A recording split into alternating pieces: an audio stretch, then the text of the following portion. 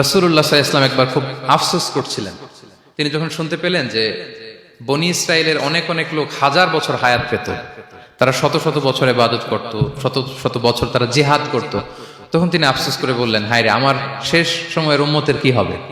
কারণ তিনি বলেছেন যে আমারু উম্মতি মা বাইনা সিত্তিন ইলা সাবঈন, আমার উম্মতের গড় বয়স হচ্ছে 60 থেকে 70। ওয়া আকাল্লুহুম মান ইয়াজুজু যালিক, খুব অল্প সংখ্যক লোকই এর চেয়ে বেশি হায়াত পাবে। রাসূল সাল্লাল্লাহু আলাইহি ওয়াসাল্লাম যখন দেখলেন যে শত শত বছর হায়াত পেয়েছে বনি ইসরায়েলের লোকেরা, বনি ইসরায়েলের ওরা শত শত বছর জিহাদ করেছে, তো আমার উম্মত তো 60 বছরে তার হায়াতই শেষ, 60 থেকে 70-এর মধ্যে তার জীবনই শেষ, তা আমার গুনাহগার উম্মতের কি হবে? রাসূল সাল্লাল্লাহু আলাইহি ওয়াসাল্লাম খুব আফসোস করছেন। তো রাসূলুল্লাহ সাল্লাল্লাহু আলাইহি ওয়াসাল্লামের এই চিন্তা, এই উদ্বিগ্নতা দূর করার জন্য আল্লাহ তাআলা সূরাতুল কদর নাযিল করলেন এবং বললেন যে ইন্না আনসালনাহু ফি লাইলাতিল কদর ওয়া মা আদরাকা মা লাইলাতুল কদর লাইলাতুল কদরি খায়রুম মিন আলফি শাহর। লাইলাতুল কদর, এই কদরের রাতটা হচ্ছে এমন রাত যেটা খায়রুম মিন আলফি শাহর, হাজার মাসের চেয়েও সেরা। 1000 মাস লাগাতার ইবাদত করলে যে সওয়াব, কদরের রাতে ইবাদত করলে এর সমান সওয়াব হবে নাকি? সমান হবে না। আল্লাহ তাআলা বলেছেন খায়রুম মিন আলফি শাহর, না, এর চেয়েও শ্রেষ্ঠ, এর চাইতেও বেশি। হাজার মাসে, অর্থাৎ 1000 মাসে হয় 83 বছর 4 মাস। তো কদরের রাতে যদি আমরা ইবাদত করি তাহলে 83 বছর 4 মাস ইবাদত করলে যে সওয়াব, সে সওয়াব আল্লাহ তাআলা আমাদের আমলনামায় নসিব করবেন। তো আমরা যেন এই কদরের রহমত বরকত থেকে যেন আমরা বঞ্চিত না হই।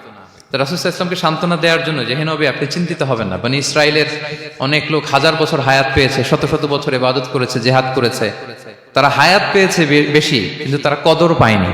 আর আপনার উম্মতকে আমি হায়াত দিয়েছি কম কিন্তু তাদেরকে কদর দিয়েছি। সুবহানাল্লাহ বিহামদি, লাইলাতুল কদর দিয়েছি, যে কদরের রাত হাজার মাসের চেয়েও সেরা। তো এই কদরের রাতকে আবার লাইলাতুল মুবারাকাও বলা হয়েছে। ইন্না আনসালনাহু ফি লাইলাতিন মুবারাকা, এটা বরকতময় রাত।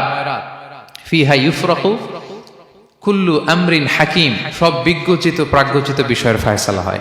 এটা বেসিক্যালি একটা বাজেট রাত বলা যায়। এ রাতে আগামী 1 বছরে আমাদের কি ঘটবে না ঘটবে আল্লাহ তাআলা এটার বাজেট করেন, এটাকে রিভাইজ করেন। সো এই রাতটা অনেক গুরুত্বপূর্ণ। তো এই কদরের রাত, এটা কবে? এটা স্পেসিফিক ছিল, মানে সুনির্দিষ্ট ছিল। রাসূল সাল্লাল্লাহু আলাইহি ওয়াসাল্লাম আমাদেরকে জানাতে চেয়েছিলেন কবে, কিন্তু রাসূল সাল্লাল্লাহু আলাইহি ওয়াসাল্লাম জানাতে পারেননি। সহিহ বুখারীতে এসেছে যে রাসূল সাল্লাল্লাহু আলাইহি ওয়াসাল্লাম খারাজান নবী সাল্লাল্লাহু আলাইহি ওয়াসাল্লাম লিয়ুখবিরানা বিলাইলাতিল কদর। উবাদা ইবনে সামিত রাদিয়াল্লাহু তাআলা আনহু বলেন, রাসূল সাল্লাল্লাহু আলাইহি ওয়াসাল্লাম আমাদেরকে জানাতে বের হয়েছিলেন যে কবে কদরের রাতটা। ফাতালাহা রাজুলান মিনাল মুসলিমিন, হঠাৎ মুসলমানদের মধ্য থেকে 2 জন ঝগড়া লাগলো, তর্ক লাগলো আর কি। রাসূল সাল্লাল্লাহু আলাইহি ওয়াসাল্লাম হঠাৎ করে ওই ঝগড়ার দিকে খেয়াল করলেন, ওইদিকে খেয়াল করে ওই তারিখটার কথা তিনি ভুলে গেলেন। ফারুফিআ, রাসূল সাল্লাল্লাহু আলাইহি ওয়াসাল্লাম বললেন, আমার হৃদয় থেকে, অন্তঃকরণ থেকে এটাকে উঠিয়ে নেওয়া হলো। এখন আমি মনেই করতে পারছি না এটা কি 23 না 25 না 27 না 29, আমি মনে করতে পারছি না। এজন্য রাসূল সাল্লাল্লাহু আলাইহি ওয়াসাল্লাম বলেছেন যে তবে আমি এতটুকু মনে করতে পারছি, ফালতামিসুহা ফিল আশরিল আওয়াখিরি ফিল বিত্রি, রমাদানের শেষ দশকের বেজর রাত্রিগুলোতে তোমরা কদর তালাশ করো।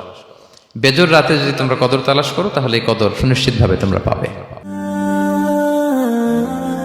Be a part of our vision. Do listen and share the khair.